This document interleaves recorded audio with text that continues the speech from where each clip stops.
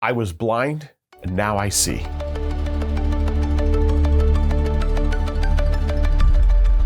That's it. That's the man's testimony. The Pharisees interrogate him, trying to trap him, press him on theology and technicalities, and he keeps coming back to the same simple truth. One thing I do know is I was blind, and now I see. He can't unsee it. He can't unfeel what happened.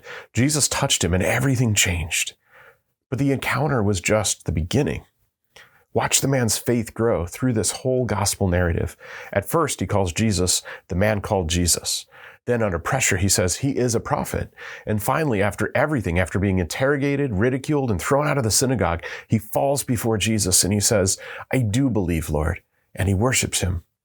His eyes were opened at the pool, but his faith deepened through what came after. And what came after was costly.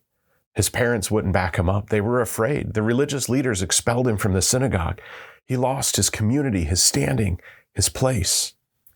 But he wouldn't unsay what he had seen. Here's the question that this gospel asks. Once you see, how far do you let it take you? Because there's a version of faith that stops at the encounter. You have the experience, the retreat, the conversion, the moment of clarity, and then you go back to normal life. You fit into what you were already doing. You don't let it cost you anything. And there's a version of faith that lets the encounter change everything, that keeps telling the truth even when it's inconvenient, that follows where the light leads, even when it leads you out of what's comfortable and familiar. The man born blind chose the second path, and because he did, Jesus found him again. Jesus doesn't abandon those who follow the light into the unknown. He meets them there. St. Paul puts it this way in today's second reading. You were once darkness, but now you are light in the Lord. Live as children of light.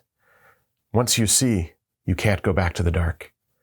So here's my question for you and for me. What have you seen that you're tempted to unsee? What truth are you tiptoeing around because following it might cost you something? The encounter is a gift, but faith grows when we let it take us somewhere. Hey, if you like these, please share them with a friend and click like, subscribe, and leave a comment. It helps other people find them too. Thank you. And please check out what I've been working on at Domus Formation, especially Hearth and Altar for Catholic families and Eventide and Altar for those in the second half of life. I'm linking both of them in the description below. I hope you'll join the one that's right for you. Have a blessed week.